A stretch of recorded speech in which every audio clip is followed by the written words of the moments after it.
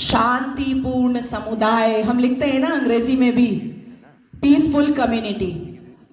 मीना कुमारी जी का एक गाना था, तेरी महफिल में दिल लगाकर हम भी देखेंगे। तो मुसलमानों की महफिल में दिल लगाकर नाज़िया इलाही खान ने भी देखा, और जब देखा तो पाया कि हलाला ससुर के साथ बहू बिस्तर पर, आई एम सॉरी टू से, लेकिन मैं रॉ वर्ड ही यूज करती हूँ। ससुर कर रहे हैं बहू का हलाला। और सनातन धर्म में मैंने कल देखा कि कैसे बहू बेटी की तरह खाना परोस रही थी। मुसलमानों की महफिल में दिल लगाकर मैंने भी देखा तो पाया पॉलीगेमी, एक मर्द और 4 सेक्स टॉय। और अनुमति तो 11 की, कि 11 महिलाओं को एक बिस्तर पर लेकर के आराम से अपने सेक्सुअल डिजायर्स को पूरा करो। ना पिता कुछ बोलेगा, ना माँ कुछ बोलेगी, ना परिवार कुछ बोलेगा, और ना ही इस्लाम के मानने वाले, इस्लाम के ठेकेदार कुछ बोलेंगे। 2-5 साल इंतजार करना पड़ेगा। इस महफिल में दिल लगाकर मैंने भी देखा और पाया निकाह मुद्दा, टेम्पररी सेक्सुअल मैरिज। कुछ समय के लिए एक शादी में गई, एक आयोजन में गई, कोई लड़की मुसलमान बेटी, और वहां पर किसी शादीशुदा अधेड़ मर्द को एक चहचहाती हुई, एक उछलती कूदती हुई मुसलमान बेटी पसंद आ गई और कह दिया अब्बा जान को कि ये लो 5 लाख रुपए और 1 हफ्ते के लिए अपनी बेटी दे देना। कॉन्ट्रैक्ट होता है, कॉन्ट्रैक्ट। हमने रज़ाकार के आखिरी मुखबिर असदुद्दीन अवैसी को सुना होगा कि निकाह इज अ कॉन्ट्रैक्ट मैरिज।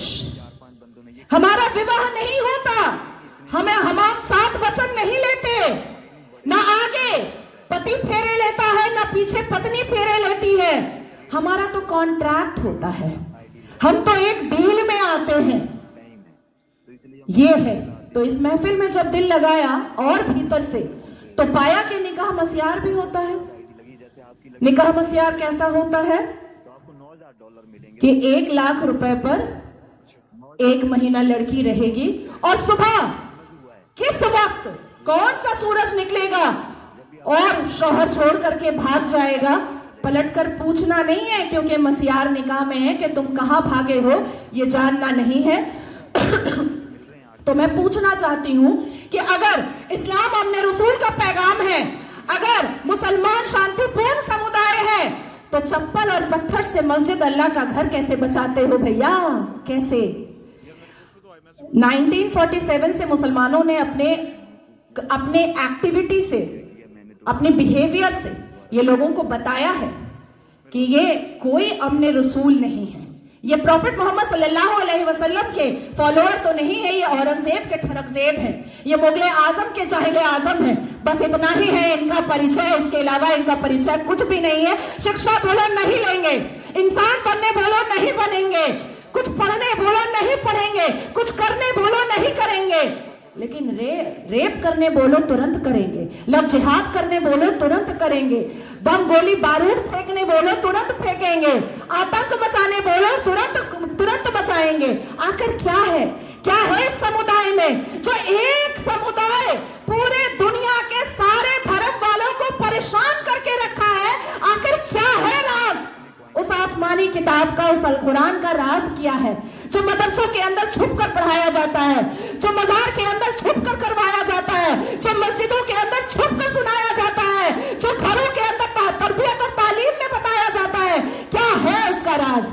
क्यों कहते हैं मुसलमान घर में अंदर ही, जब बेटी छोटी सी होती है और बच्चा छोटा सा होता है, प्रसाद नहीं खाना हराम है, आप ही चले जाते हैं सवैयां खाने।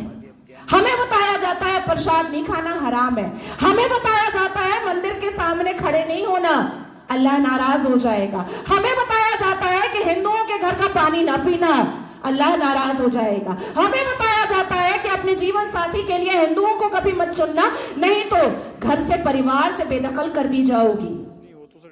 क्या है राज? उस राज को खोलना चाहिए।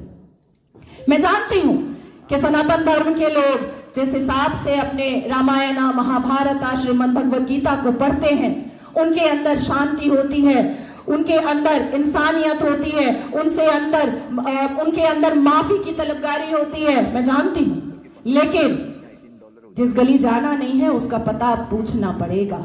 अपनी बेटियों को समझाना पड़ेगा कि कोई अब्दुल अच्छा नहीं है।